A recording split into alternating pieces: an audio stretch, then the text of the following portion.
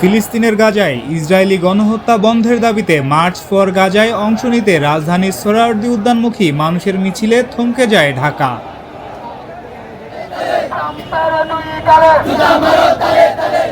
ফিলিস্তিনের গাজায় ইসরায়েলি গণহত্যা বন্ধের দাবিতে মার্চ ফর গাজা কর্মসূচিতে যোগ দিতে রাজধানীর সোহরাওয়ার্দী উদ্যানের দিকে পদযাত্রায় লাখো মানুষের ঢল নামে।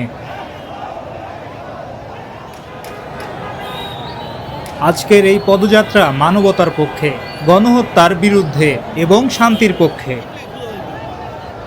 কারো হাতে নির্যাতিত নিপীড়িত ফিলিস্তিনের পতাকা, কারো হাতে প্রতিবাদী ফেস্টুন, আবার কেউ কপালে সেটেছেন গাজা রাফাবাসীর দুঃখগাথা।